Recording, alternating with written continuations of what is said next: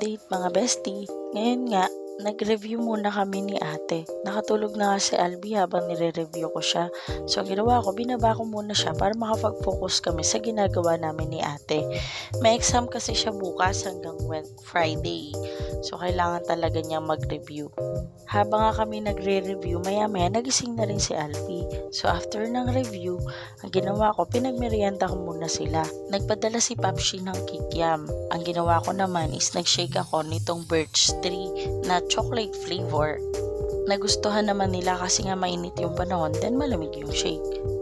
After ko nga maggawa ng yelo, ayun at naisipan kong isampay na tong mga nakalimutan ko kanina na labahin.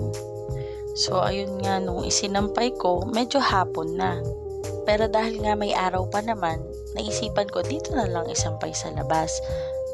Inayos ko na rin to mga to yung hinugasan kaninang umaga. Nag-refill na rin ako ng patis. Kaya yung target ko namang gawin ay yung mga hugasin namin kaninang tanghali. Talaga nga naman kapag off ng isang nanay, hindi talaga siya off. Parang ang nangyayari, maglilinis ka ng bahay, mag-aalaga ng mga anak. Although happy naman talaga ako sa ginagawa ko. Pero syempre pag maiisip mo, di ba, parang dati estudyante ka lang, aral-aral lang yung aasikasuhin mo, hingi ng baon. Ngayon kailangan mong isipin ang pamilyang binubuo mo. Kailangan mo i-consider ang mga anak na umaasa sa'yo. Mabuti na lang din nga at itong si Daddy Lex ay masipag at maalahanin sa akin at maaasahang ama sa aming mga anak. At always ko yung pinapasalamat sa Panginoon. Ang laan naman si OA at galgal agad ang boses, nagbo-voice over lang naman. Parang gusto ko nang bawiin yung sinabi ko na gusto kong gumawa ng mga videos na ganito. Kasi parang ang hirap i-edit. Tapos, yung voice over niya pa. Mukhang napasubo si Abelia Maiba nga pala ako at kanina pa ako na-chika itong mga hugasin ko. Eh bakit parang hindi pa rin tapos?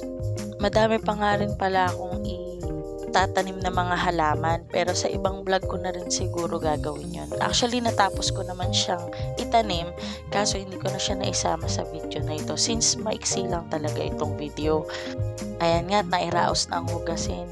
After ko nga maghugas ay niyaya ko muna maglaro yung dalawa sa labas.